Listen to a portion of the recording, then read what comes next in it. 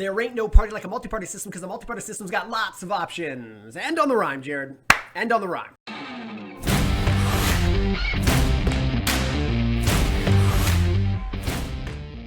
Well, howdy everybody and welcome back over to the lighter side. Jared here. Please like, share, and subscribe. No, seriously, that's not just a thing we say. It helps. Every last subscription helps. You know how Wilson helped Tom Hanks' character in Castaway? Well, this isn't anything like that, but it helps. So this video is going out to 37-year-old Navy Admiral Ulysses Broil King Masterson, who recently used a hand towel in a friend's bathroom during a barbecue, but then couldn't quite refold the hand towel properly, but didn't want to be the weird guy in the bathroom for too long, so he just crumbled the towel into a ball and chucked it out the window behind some shrubs.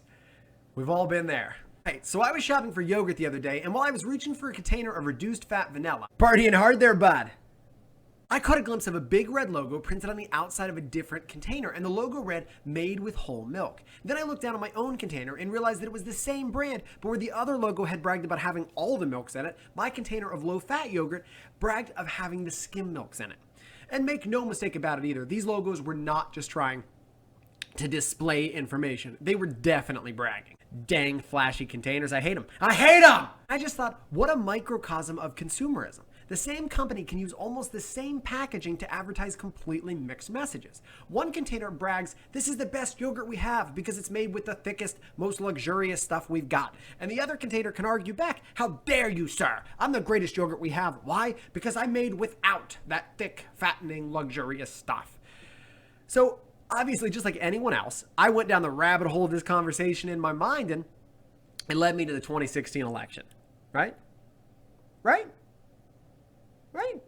The famous line coming from 2016 was that we were selecting for the lesser of two evils. A lot of people voted for Hillary because they thought Trump's campaign to be illegitimate, and a lot of people voted for Trump because they thought Hillary was a corrupt career politician. I have one friend who actually voted for a third-party candidate and asked when commenting on the 2016 election, these are the two candidates we get. Are you serious? I'm not blaming anyone for who they vote for this year. I actually think we can extend that one step further. Even though my friend didn't vote for him, I think a lot of people were drawn to Trump in the first place simply because of the double-sidedness of the previous elections. Obama was a stock Democrat, Bush a stock Republican. People were tired of feeling like they only had two options, and even though there really were only two candidates who had a shot of making it into office, for many, Trump was the most choice they'd had in a long time because he represented a choice void of a career in politics.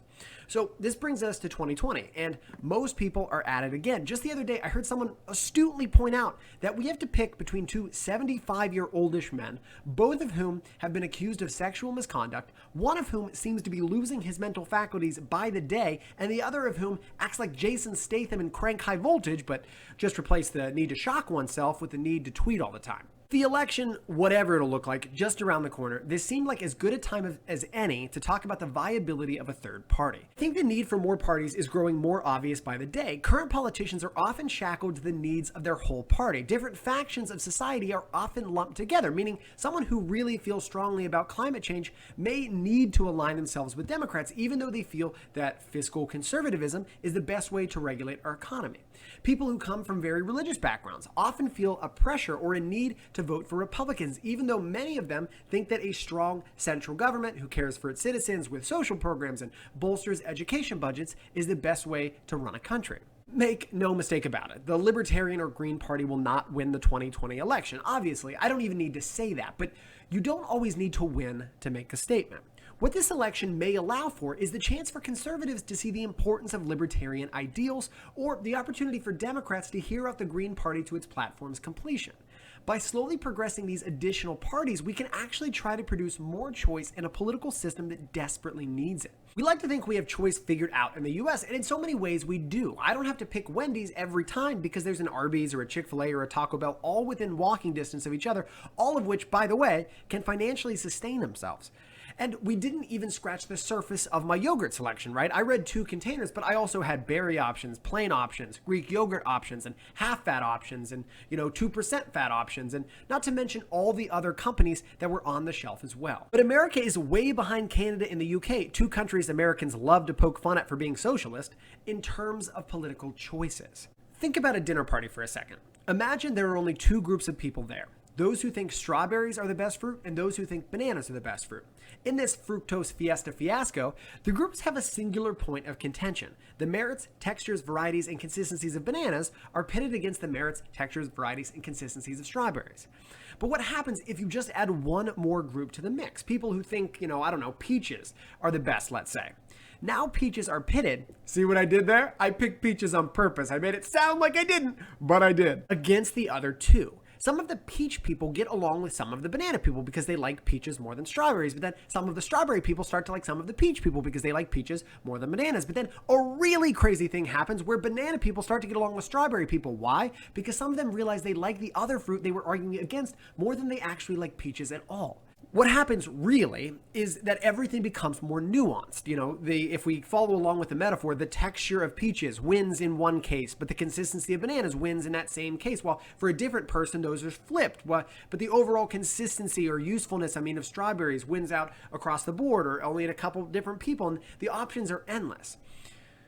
The point really is, by adding slightly different options, we don't argue as much as we discuss. This theory makes sense when we test it too. Think about purchasing products that have a lot of options. No one, besides maybe CEOs of bread companies, argue about what the best bread is. Why? Because there are so many local, state, and national bread companies, not to mention your local bakeries. But when we pit one thing versus another, or when two companies control the market so much so that we're forced to choose, humans can't help but fight. Disagree?